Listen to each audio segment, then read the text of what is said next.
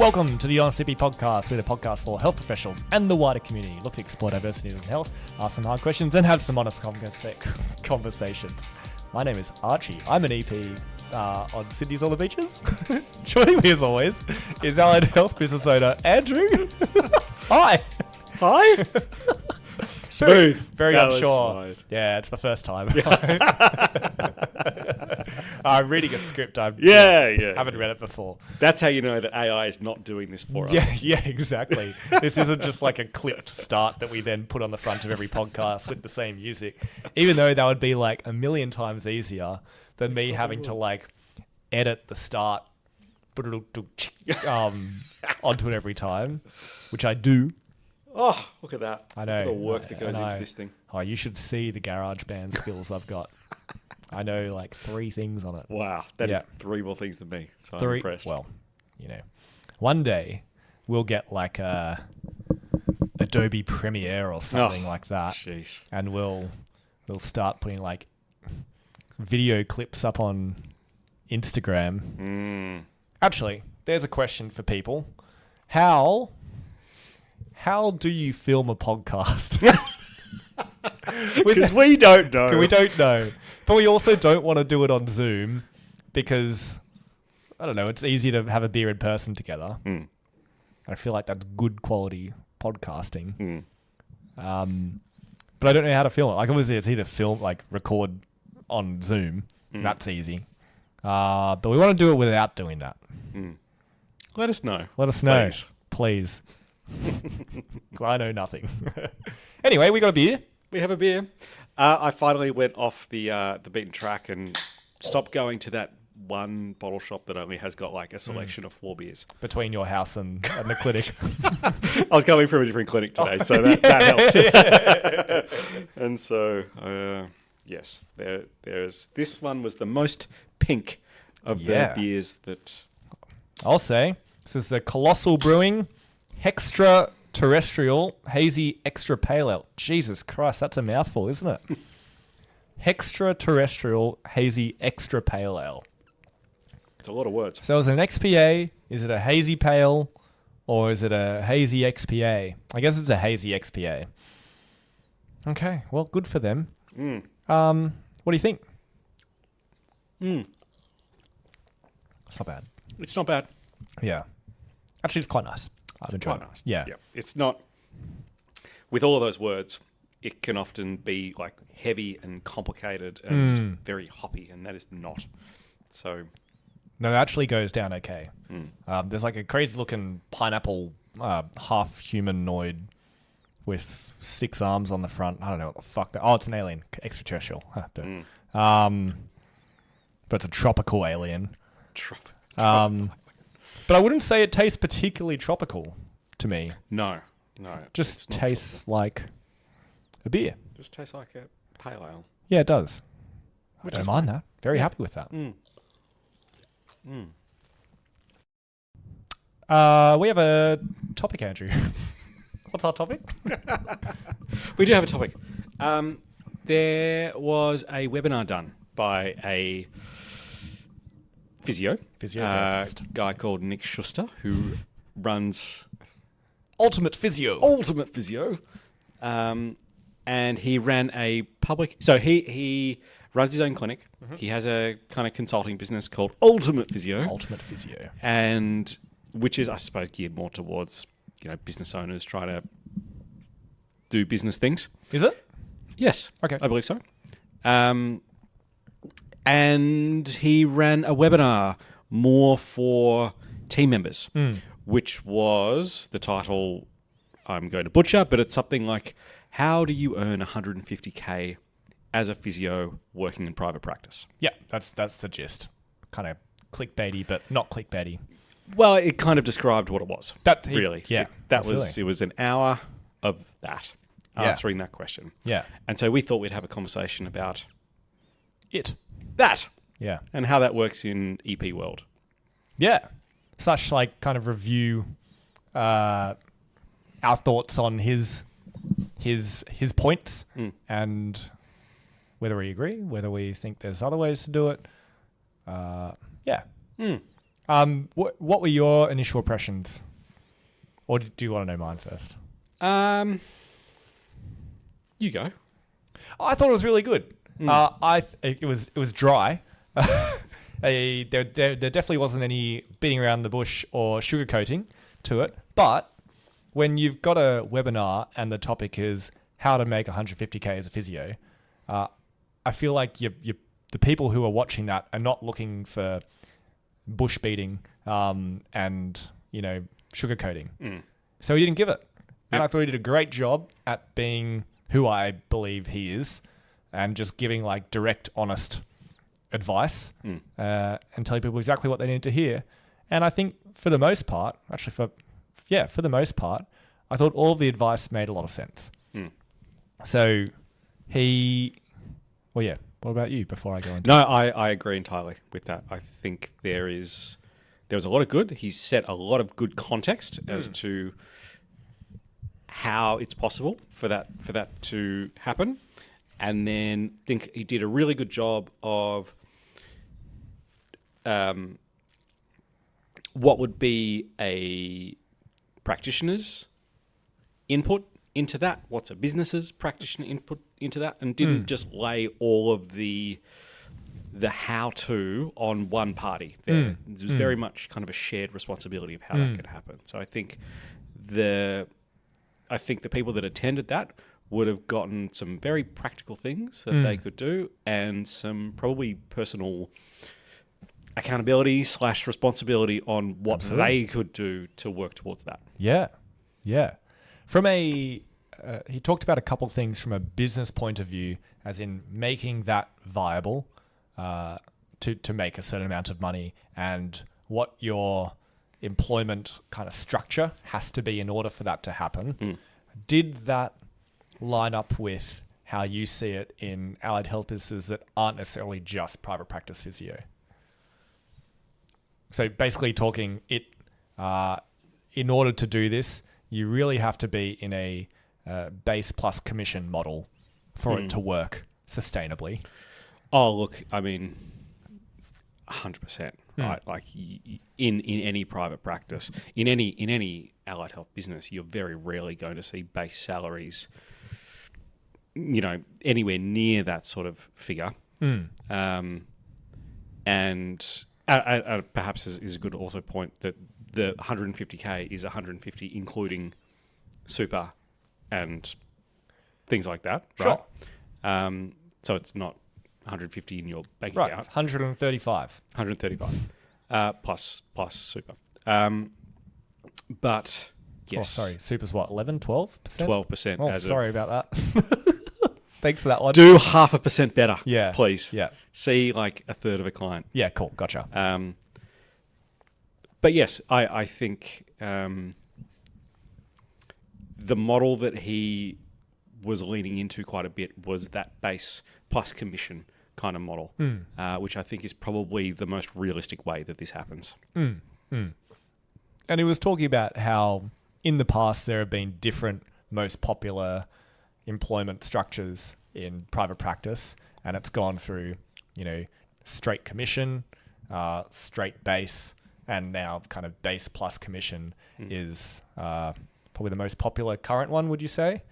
It's the one that you see. I mean, as business owners, you try and create win-win situations, and I feel like a base plus commission model is a win-win situation where, people have got the certainty of knowing that they're going to get a certain amount every month or fortnight. Yep. And then for the people that want to do more, well, you get rewarded for that. Yeah. So I feel like that's probably a good place to land.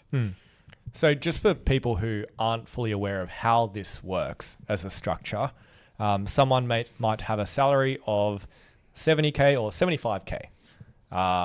And then every month or every fortnight, or what are the common kind of timeframes that you normally see for the kind of rewards commission? We do it at Rebound every 4 weeks.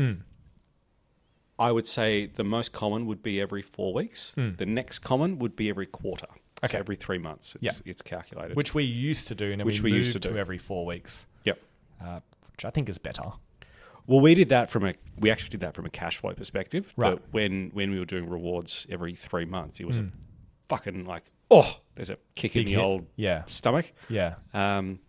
And so to kind of spread that out more evenly from a cash flow perspective, we decided to do it every 4 weeks. What's interesting is that when we compare the quarterly versus the 4 weekly, we actually pay out more now in rewards than we did doing quarterly. Interesting. And I think that's a reflection of when we were doing it every quarter, and like somebody went on holidays. Oh, fucks you over. It fucks you for the quarter. Which is a quarter of the year is a long time. And I remember having those conversations. I remember having it with a couple of our team. It's like, this quarter's fucked because I decided to go overseas for 2 weeks. It's like, Well, this quarter's fucked because January. just January. Yeah. And then, the next one's fucked because April. Yeah. I was like, okay, well, this is ridiculous now. It's like, Yeah. this is not realistic. Yeah. So that was again, it was a win-win situation because it was less impactful for cash flow, and people get. I think also probably from a team member's perspective, they see the reward faster. Yeah. They don't have to wait 2 months for the Very long benefits time. to kick in. Yeah. And so I think it rewards people quicker, which I think is a good thing. And then for context on how rewards or commission works, it's just based. It starts at a % of your base salary, and then based on the amount of revenue that you bring into the clinic over that period, whether it's 4 weeks or a quarter, you then get paid a percentage. And that just comes in as a bonus on your paycheck for that, that pay slip, whatever, for that 4 weeks. So that's how it works. And basically for us at least, the more revenue that you bring in over that period, then the higher brackets of commission you can hit. And I think that's a good point because it is purely based off revenue. Yeah.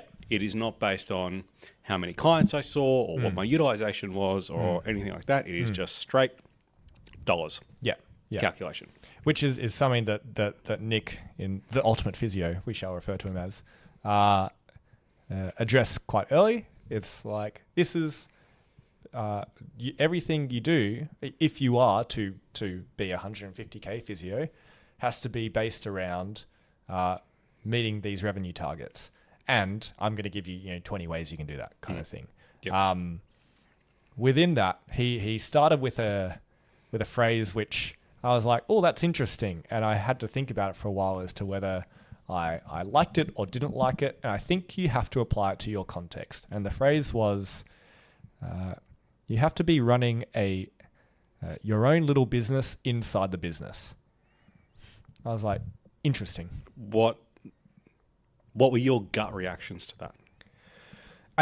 As a team person who looks after a team of people who all work for the same company, who all work in the same gym space, the same values, we share clients.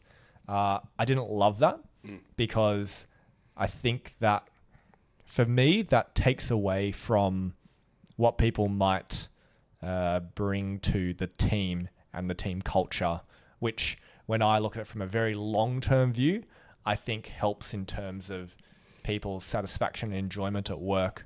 Long-term, their drive, their passion for their career, the value they feel, non-financially necessary. It's like, I feel valued. If you ask, like, do you feel valued at work?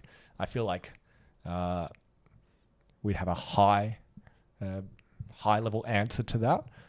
And I think that's because people don't silo themselves as little businesses within the business, or don't necessarily always work with that as their main driving motive.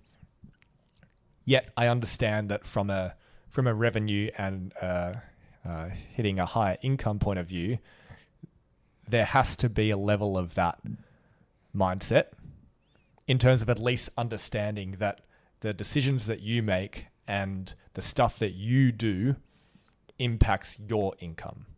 And I think that's where I do agree with it, in that you have to think about at least how the transactional nature of private practice works and how you are rewarded for that in commission, as your own little business. Okay, so how do you do that then? So you have to understand then that your revenue and what you bring in to your little business, you then will be paid a percentage of that. So you have to understand that. Now, that doesn't mean that should be your sole focus, because focusing on that outcome doesn't actually help. That just makes you stressed. It makes you come across salesy, and it probably makes you a shit team member a lot of the time because you fuck off everyone else in your team. You don't do your admin that affects other people. You probably don't do good handovers for other clients. You don't share people when it's necessary to share people, or refer on when it's necessary to refer on. So if you think about that as the outcome and that is your driving thing, you're probably not going to do the best job that you could be doing.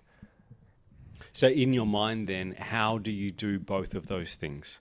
How do you work in a team and be involved in a team and kind of further your own individual, let's call it, financial aspirations? First off, I think it's important to acknowledge that it's really difficult.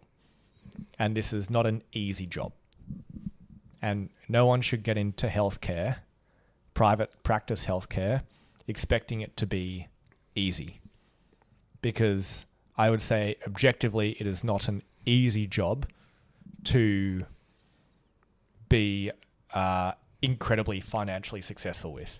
So you can be, and you can be very financially satisfied with it, but it's not like you're working at some jobs where it's like, yeah, I make a couple calls a day and I just do my project over the next 3 weeks that is really only a week's worth of work, and boom, I hit my quarterly bonus, and whoa, and here's my 10K pay rise for just being a part of this 1,000-person team, and whoa, the whole business did amazing at the end of the year, so all 1,000 employees got a $1,000 bonus, and here's our huge lavish Christmas party, that kind of thing. It's like, no, there's less money to go around, and the money to go around to you has to come from you.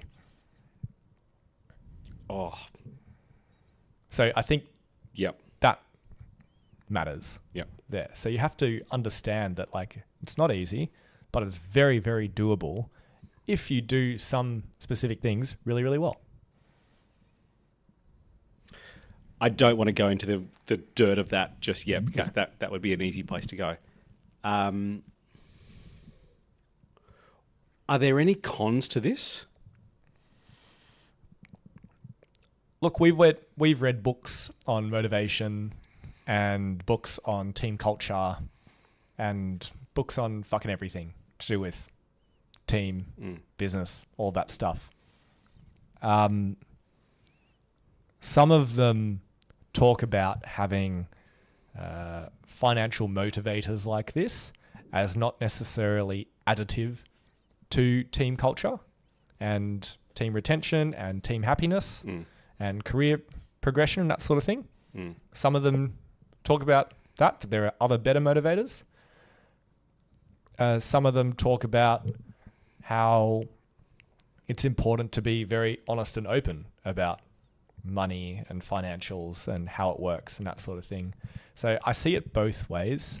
I definitely feel like you don't want it to be the outward focus all the time, because that is just not the culture that we specifically want to be fostering.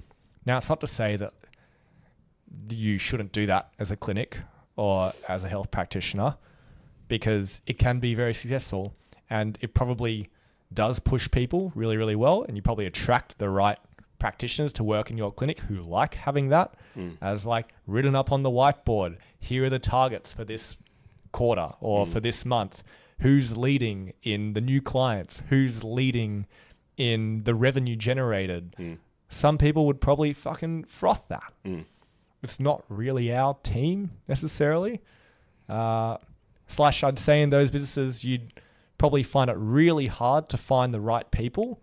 And then once you found the right people, it'll be hard for other people to come into that and go, oh, this is tough. It'll be a tough niche culture to be a part of. But if you got the right people, it would probably do really, really well. I don't think that is our culture. So yeah. But once again, I don't think like being motivated by money is bad either, right? Because money is important for everything. Yeah, money is important. It is a good thing. It is not something that you should avoid conversations around. Money won't make you happy, but money will solve problems for you. So I think it's this conversation is not about trying to like not have those conversations, not undermine the impact that it has, but again, sort of try and find that win-win situation where you're able to maintain a good culture within a business and find ways for people within that business to meet their financial goals or aspirations through programs that reward their input, their the extra work that they are deciding to do to build referral pathways or retention pathways for their own clients. That's the hardest thing, to do both. And to be honest, we're trying to do both because we know that to attract great team, you have to have a good team culture and to attract the people that we want. And that is not about the money-driven side of it, but probably long-term to keep good team, it has to be financially viable for that person to stay with you into, through different stages of their life. So you have to have both.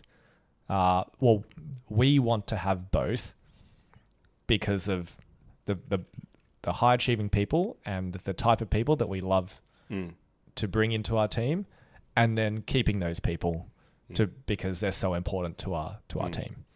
So that's where it's really difficult to do both. But that's what we're trying to do. You said before, I'm going to pick up on this thread now. You said before that a practitioner, you said that you have to think about running your own business within another business. But you also said that a practitioner is paid from the revenue that they generate. It's the same kind of concept, but it's a slightly different kind of mindset. Do you think many practitioners out there think about it that way? That I am paid from the revenue that I generate? Oof. I don't know. To be honest, I didn't really think that way. I was going to say growing up. You're so old. Yeah, it's just not what doesn't make sense at all. I didn't really think that way when I started working.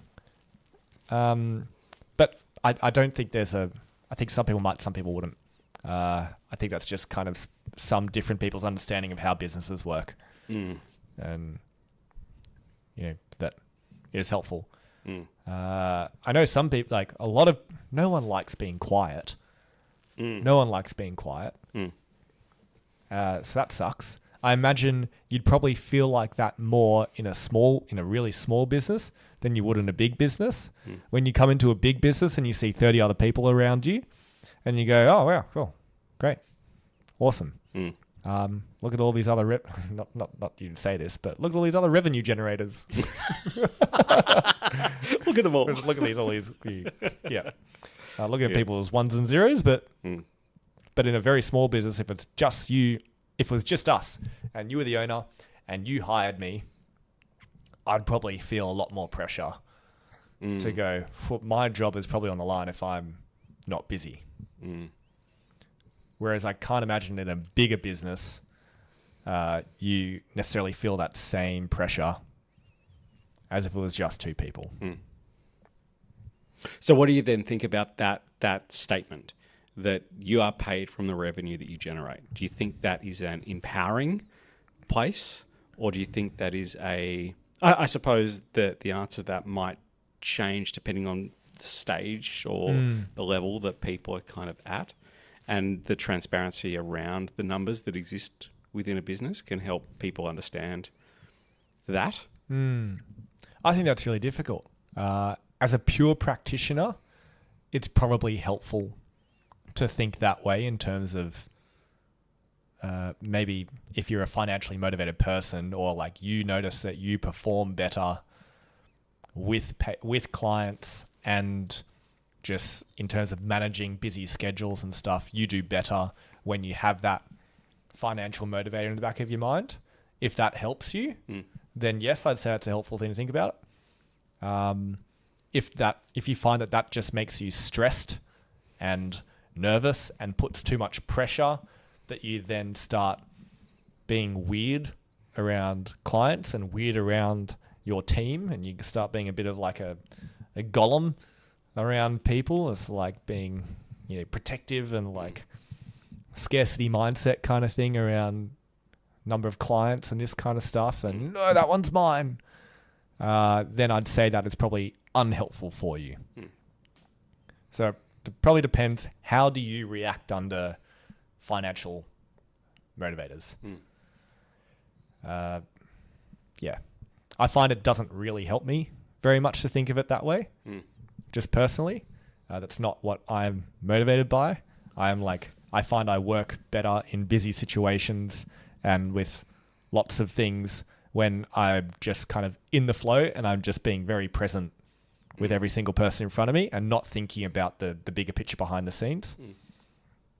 But I imagine some people do better thinking about the numbers behind the scenes. So I don't think there's a right and wrong kind of thing there. What do you think about that as a mindset? Well, like you said before, some people will think about it and some people won't. And they'll probably actively avoid conversations about money because I didn't get into this profession to be worried about money or about dashboards or about percentages and stuff like that. And I think that is okay. I don't have a particular gripe with that. Where it becomes challenging is when, for example, somebody hasn't met what their expectations are, and then they come and ask for more based on the perceived value that I think I'm giving while I'm here. Because the problem is that those are two different conversations. One is a very transactional conversation because, like, as a business owner, we know that we can pay people a certain percentage of the revenue that we generate. And if we don't do that, then it leaves the business in a very precarious situation. So that decision is made from a numbers perspective. So while I agree with you that if you're not motivated by numbers and you don't want to look at how you're tracking or anything like that, that's fine. But you need to appreciate that those decisions are made that way. And so it's incumbent on you to be able to at least have a conversation about what that looks like.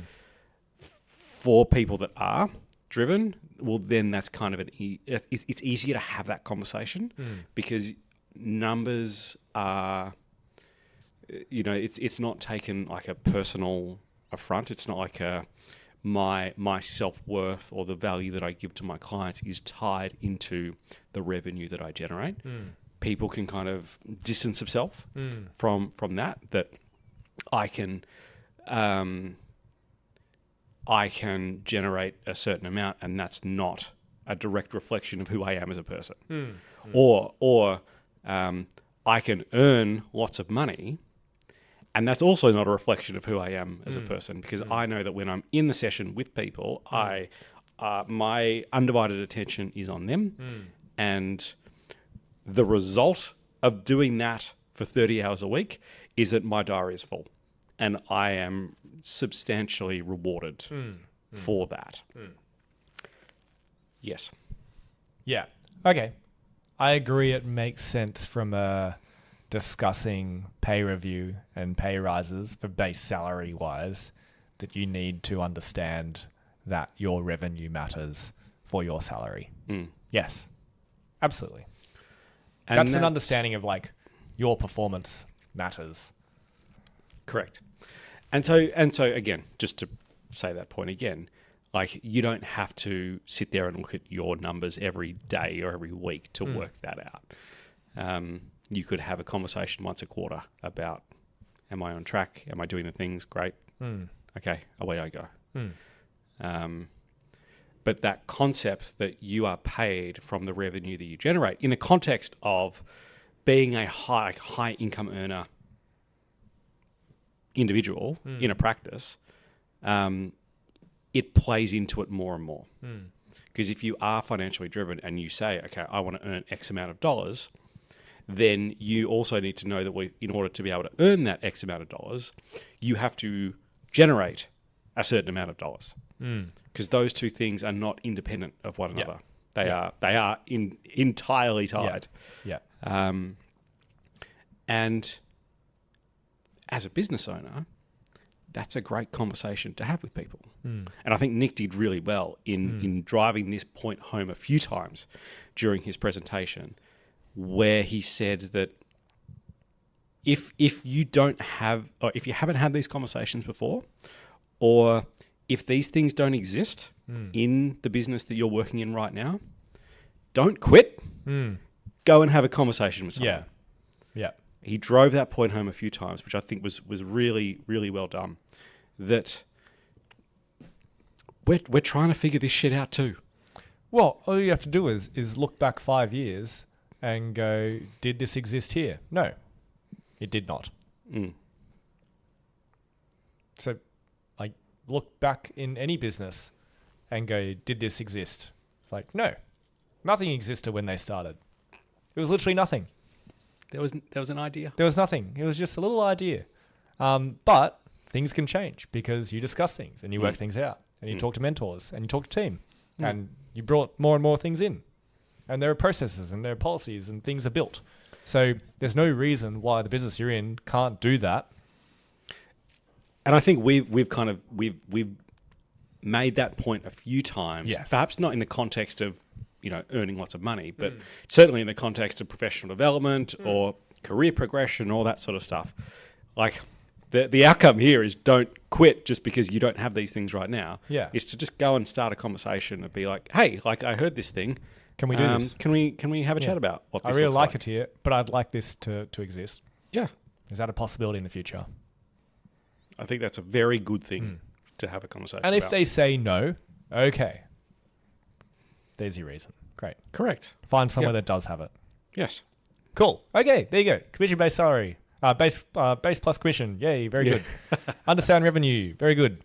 You are likely paid out of revenue. You need to understand that like the revenue you bring in makes a difference for your commission. So some of the other points I really liked. The next one is he started going into talking about, at the Ultimate Physio, started talking about ways to work out what this might look like across your week if you don't want to look at it in terms of straight revenue.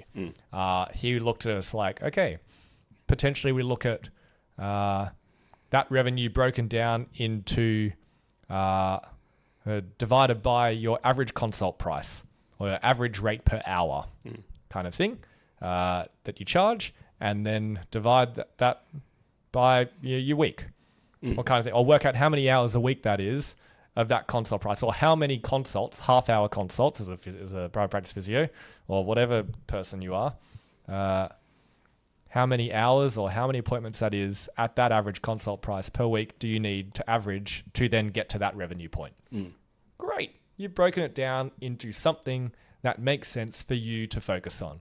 So that could be billable hours per day. It could be total clients per week. It could be like utilized hours per week. It could be any one of these things which all effectively measure the same thing, but they have to equal that revenue. Yep. Is just what you're trying to find at the end of the day. So work out what that number is. If you don't know what it is, ask someone who does know what that number is and work it out from there. Yep. And that's a great place to go. Then from there, it's like, okay, now you know how many hours a week of clients you need to see, or how many clients you need to see a week or how many hours per day you need to see. How are you going to do that in your days at work? And this is where I think it got to like actual helpful, constructive advice.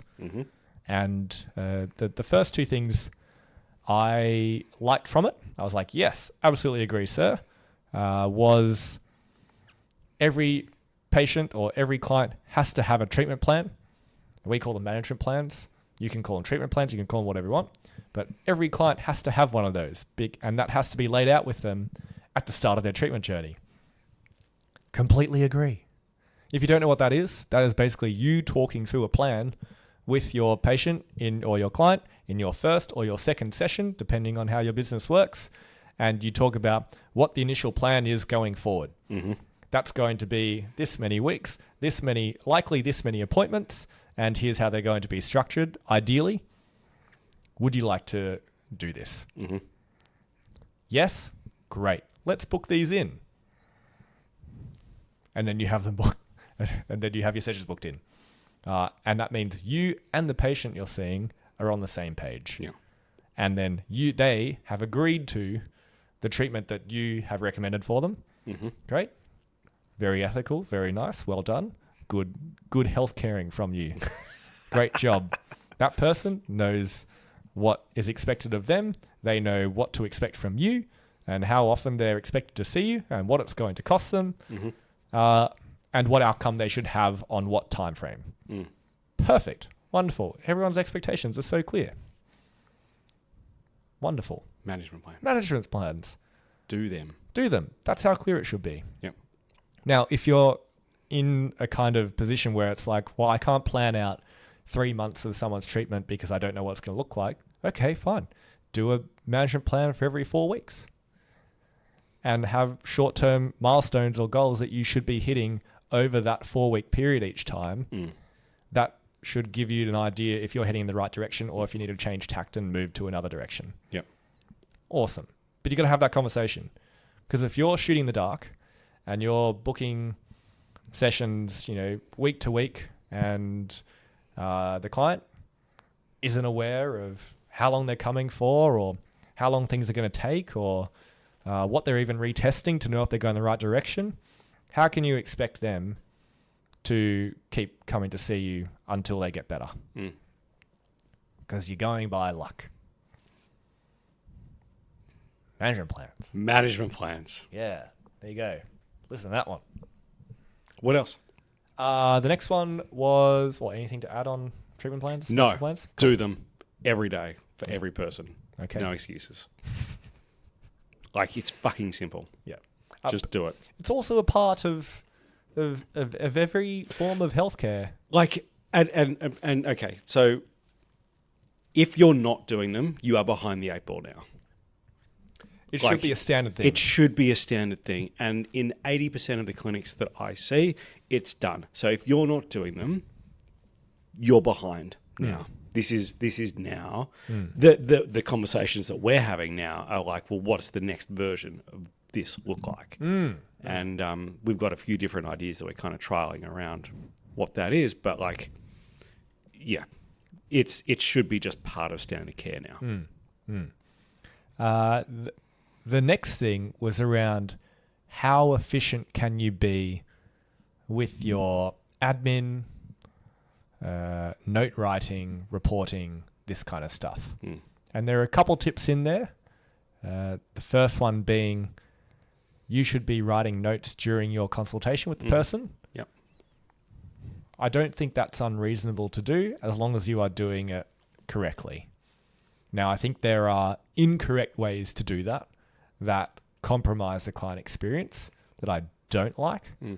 And that's when you are, so as an EP, it might be standing in the gym while a client is doing an exercise and you have your back turned to them and you're typing on your computer and you have no idea what's happening and you're not involved in that one-to-one connection whatsoever.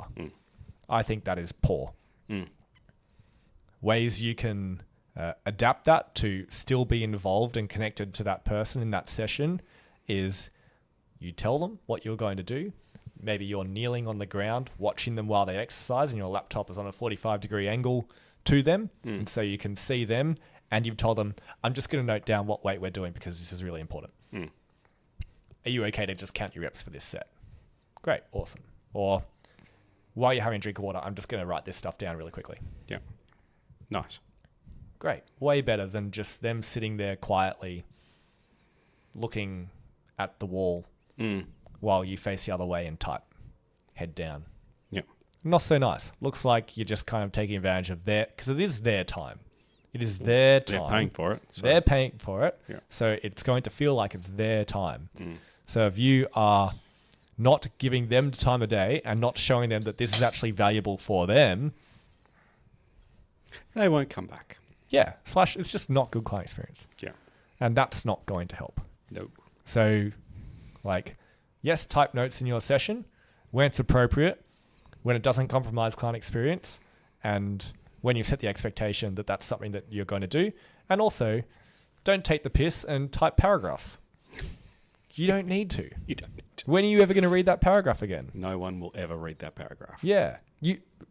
I just say I don't actually know what the legal requirements are for notes.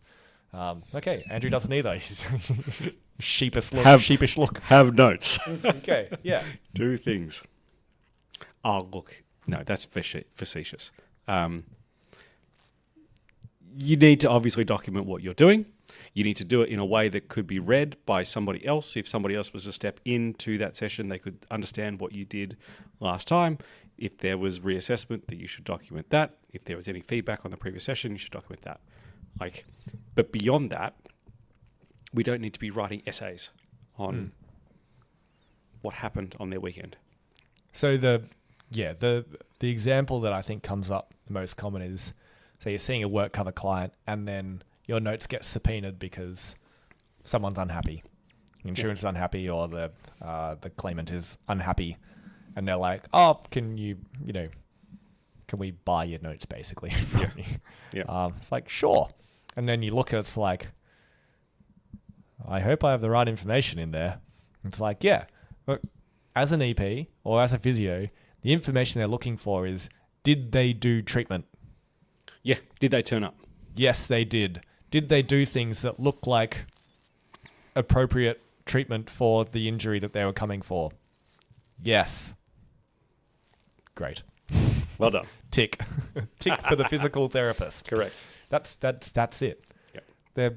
The people reading them are lawyers and doctors. Then they're not rehab exercise specialists like you are. They don't know the difference between a squat and a lunge. Yeah, exactly. So I wouldn't worry. Doesn't matter. Yeah. So don't waste your time writing stupid stuff if it's not necessary to write. Yep. Cool. Efficient notes. The other way they talked about was using an AI note taker. Your thoughts? Fucking go for gold. If it's going to save time, easy win. Easy win. Now, I appreciate that there might be a difference in the reliability of an AI note taker in a consult room doing an initial consult versus in a gym and moving around and all that sort of stuff. So perhaps it's more applicable or easy to use when you're sitting down and having a conversation with someone.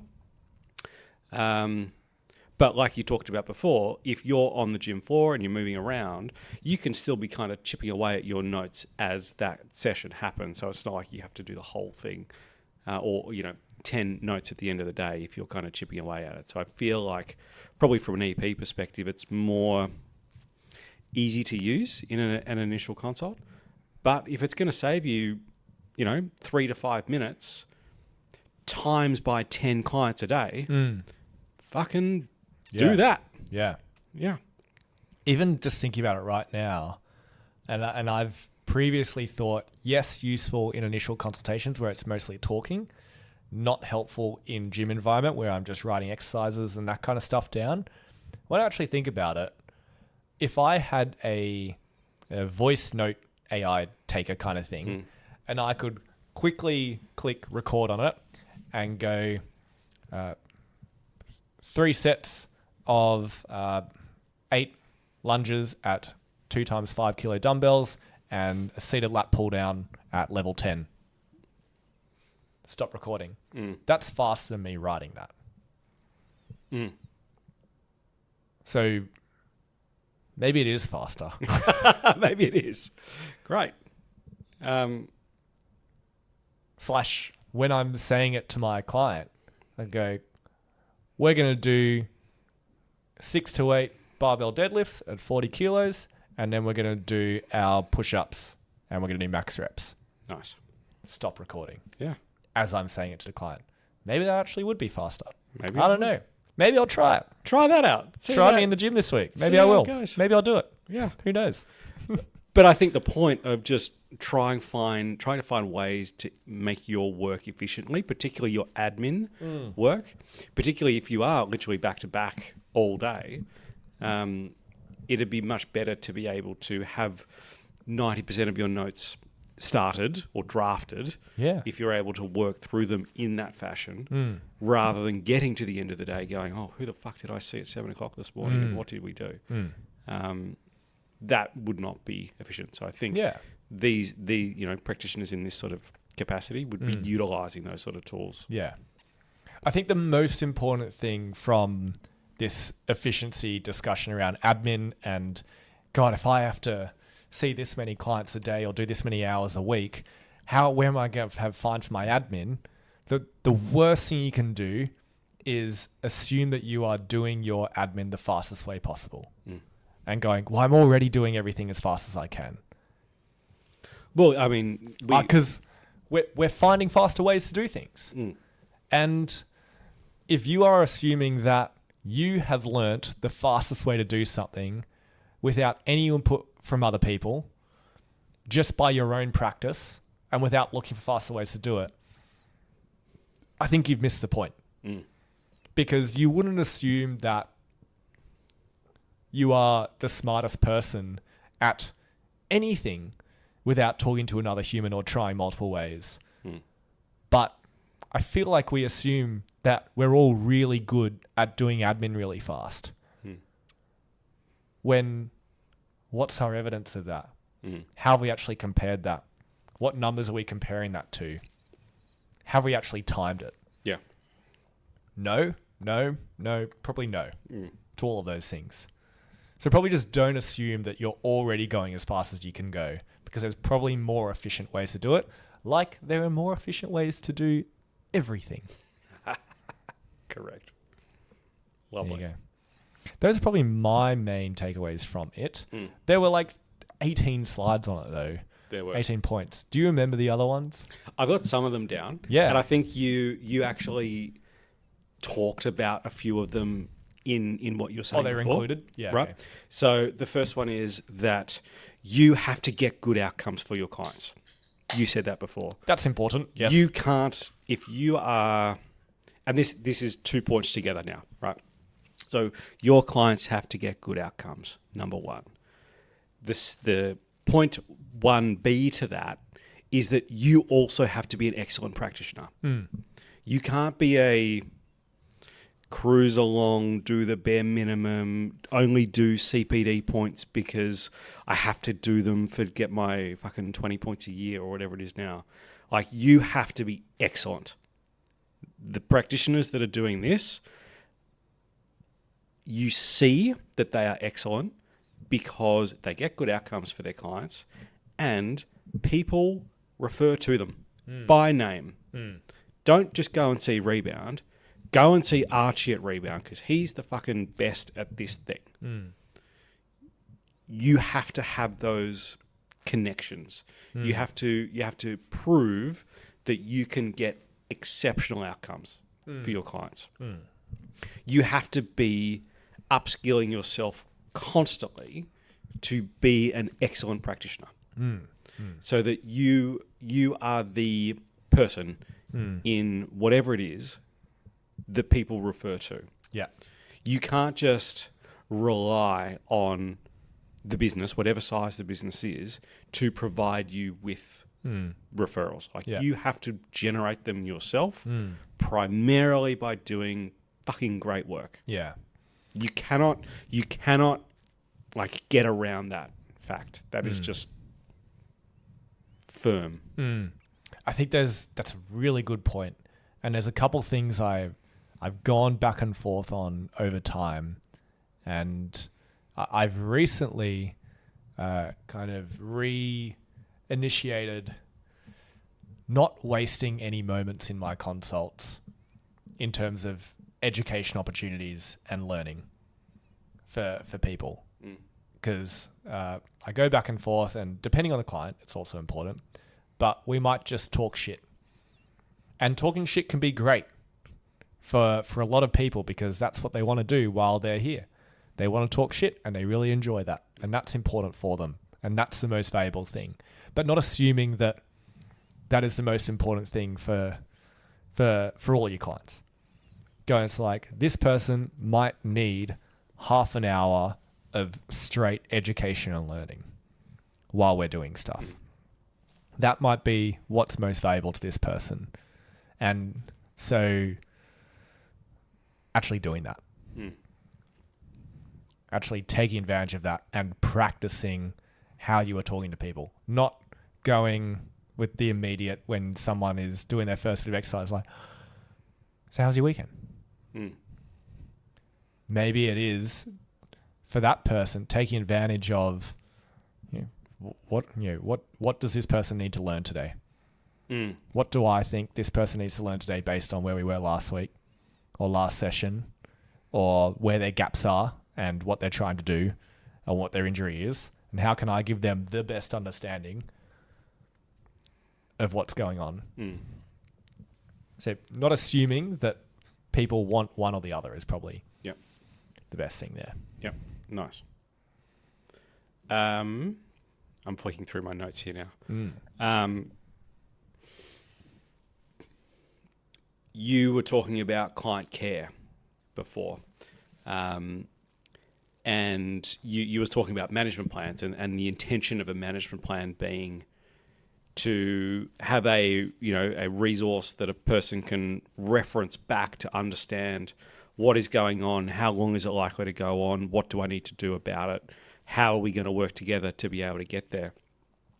I think, the next step in terms of a client journey would be to actually give a shit about the person and to follow up with them regularly. Follow up. Send them an SMS the next day. Absolutely. Don't email, because email open rates are less than 30%. Send them an SMS and they will get it and they will respond. That means something to people. And I think the more that you can do things like that along the journey that it takes to get the outcome that a client is looking for, the more they will feel like, oh, this person actually gives a shit about me. And that's important. Very important. So you have to get outcomes, but you also have to get outcomes in the context of making sure people feel cared for along the journey. Yeah. Very good. Absolutely.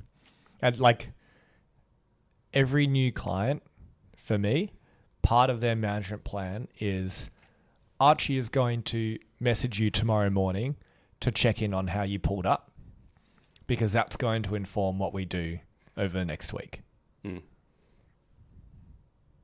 That is a message that I'd be like, that is a message. Shit, that's a good, I should respond to that. And then the next morning I go, hi, Andrew. Just checking in day after, and depending on the things, like any soreness, discomfort, or other to report. Blah, blah, blah, whatever answer you get. Nope, all good. Feels great. Awesome. Any other questions? Nope, all good. See you next week. Or it's like, oh yeah, I actually have this thing at home instead of this thing for my home exercise. What can I do with it? Yep, do this, do that. Great. If anything else comes up over the next 3 days, let me know. I want to know about it. Yep. It's like, okay, all right, we're Nice. on a plan here. That's important. Absolutely.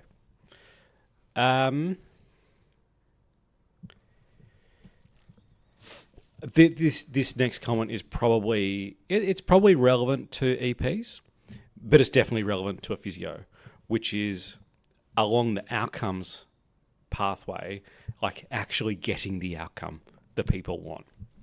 don't discharge people before they reach the goal that they actually sat down in their initial consult and said, I want to achieve this thing.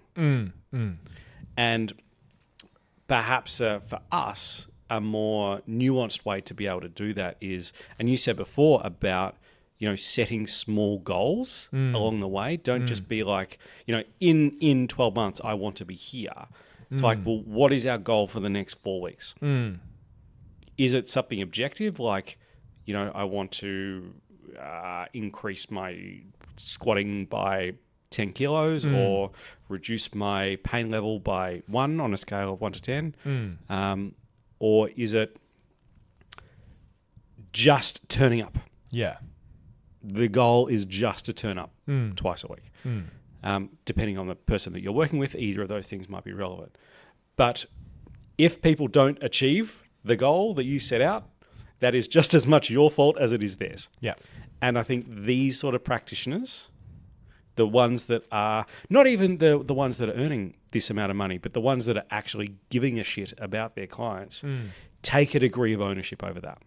Absolutely. It's like, if the plan is not working, I can do something about that. Absolutely. I can have a conversation and say, like, hey, Archie, like when we sat down a month ago, we were talking about your goals.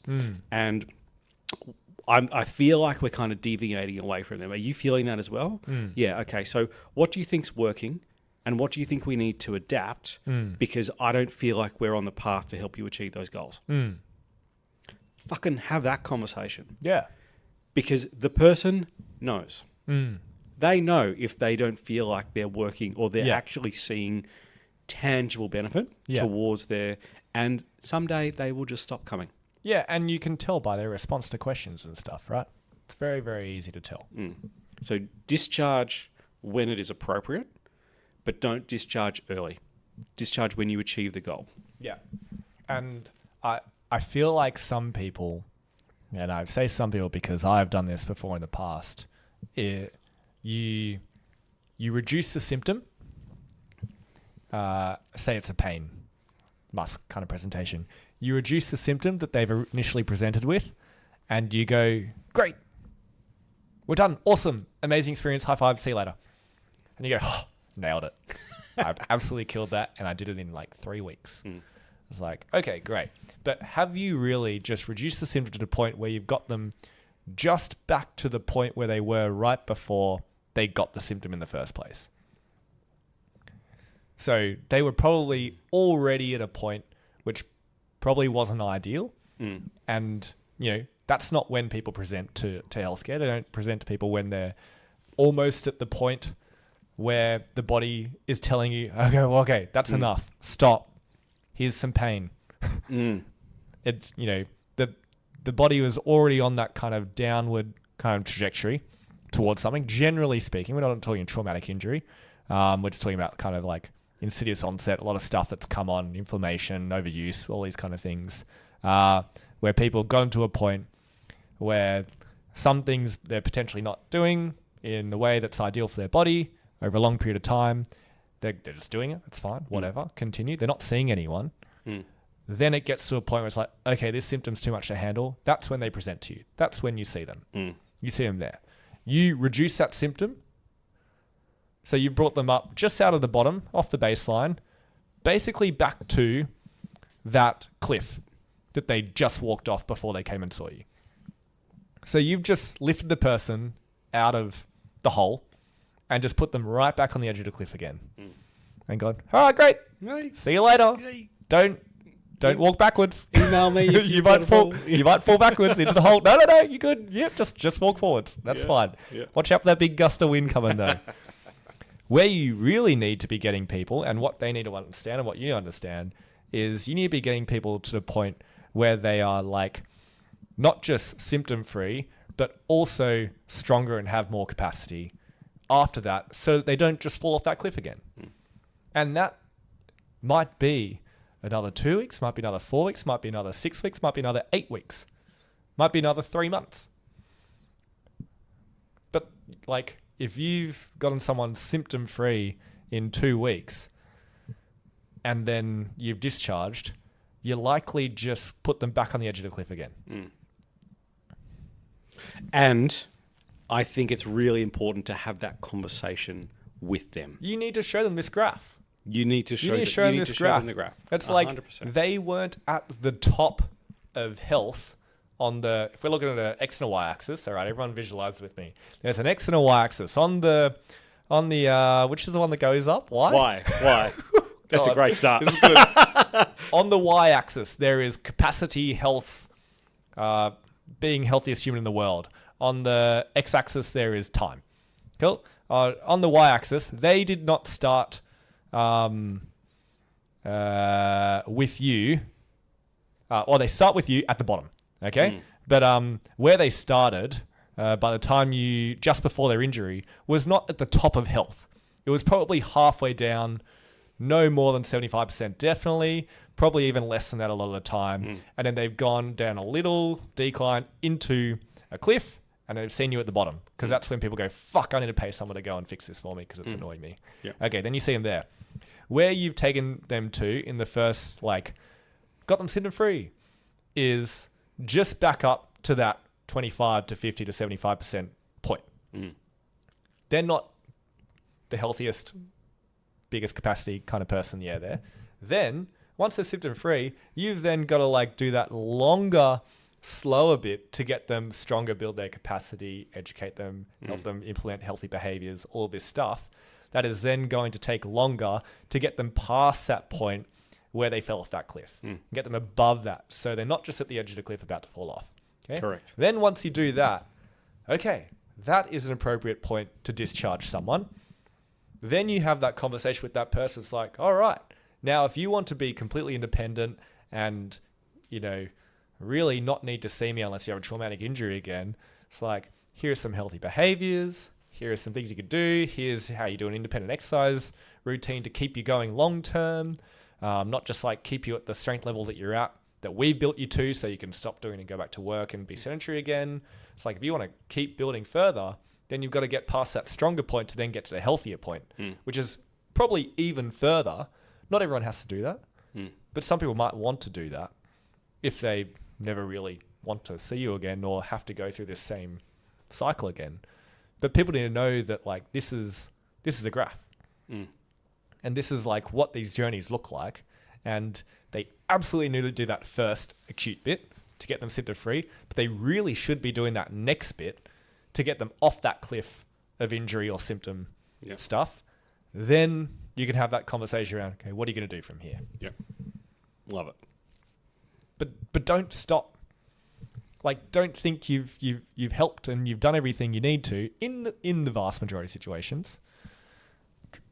Once that initial symptom's gone. Yeah. Pausing for dramatic effect. Yeah, I don't have anything else to say. It's gone on a rant for That's a good rant. a while. I liked it. It was a good rant. I'll probably combine my last 2 points. Yep. Which would be, this takes time and you need to look after yourself. So I'll do the second one first. To be able to see this volume of people every week, right? The thing that Nick talked about, just for context here, was that if you want to earn 150K, then you need to bill 300, right? In order to do that, yes, that is longer hours. That is seeing lots of people. That is having clients back to back most of the day and being very efficient with your admin so that hopefully, in theory, you can finish at your finish time. In order for that to happen, week in, week out, month in, month out, you need to look after yourself.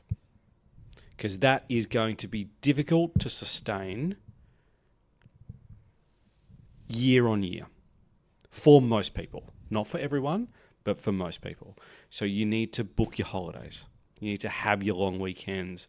You need to not work on the public holidays. You need to notice in yourself, if I'm feeling like I'm redlining now, I might need to take some time off, because if I don't, my body will shit itself and I'll have to take 2 weeks off, and then that fucks everything. So making sure that you've, like one of my mentors, Jack, was very strong on the fact that you should always have 2 holidays booked in advance. Doesn't need to be like going to Europe for 3 weeks, but it could be like just having a long weekend or, a week here or there, just so that you know that you've got some renewal time coming up. I think that is really important. And that kind of ties in with the second point, which is that this takes time to get to that sort of level of clients. And you sort of spoke about this before in terms of, if you were to break down, if I wanted to earn 150K, that means I need to generate 300, which means I need to bill somewhere around 6.5K every week, which if I break that down, that's like 30 something hours of client facing work every week, which means that I need to have people referring to me regularly, frequently, by name. That takes time to build. And so, again, we said it before about, like, if this is a pathway that you want to take, first step is to go and have a conversation with your employer right now about, this is important to me and how do we make this thing work. The second thing that's kind of built into that is the fact that that might take time. Might take 5 to 10 years. It might take 5 to 10 years. Which is reasonable in most jobs. Correct. And so, to be able to build your own plan for yourself, potentially with your employer, of like, here's where I want to be down the line somewhere. What are the things that I should be focusing on now that's going to help me get to that outcome sometime in the future? And they will probably have their version of what they think, and then you can probably go and talk to some people and work out your answer to that. But presumably it's something along the lines of, be better at being a clinician, be better at being a communicator, and making sure that you're delivering excellent outcomes to the clients that you're seeing. And you can't do that. You can't do that as a new grad. No. You have to learn how to do that. You have to fuck up, make mistakes, and learn from it. And not just assume that every interaction that I have is going to be fucking golden. And because sometimes you turn up to work and you're hungover and you're tired and you've been out the night before and you're not going to be on your A game that night, that day. But you still need to work out, like, how can I get towards this goal? How many people do I need to see every week? And what are the things that need to line up in order for me to be able to get there? And for, I would say, 5 years at a minimum for that to happen. Yeah. I don't see that happening within 5 years. No, God, no. And so then working out, okay, well, what do I need to do now? What should I focus on improving my communication? Do I need to go and do more niche, special interest, professional development, because that's the sort of clients that we're getting at the moment? Or do I want to niche in a particular area and go and do that? Or do I need to build networks of people that refer to me for the people that I want to see? And does the niche that I want to see exist and can exist at the clinic that I'm at? Well, that's a good question. Probably another story. Probably is. Let's talk about niching in another episode. Let's talk about niching in another episode. I think niching is a good thing. Yeah. Do you know what Americans call niching? I don't want it. It's probably something awful. They say niche instead of niche. Niche. Terrible. They're so silly. Oh, so silly. No. Americans, you're all great. Yeah. Well done. Well done. You're all big, beautiful people. Humans. Bills. What? That'll probably do us. I think so. Let's see what there. Well done, Ultimate Physio. You gave us an hour and 10 minutes of content. Lovely. Well done. Questions, please hit us up. Goodbye. Bye-bye.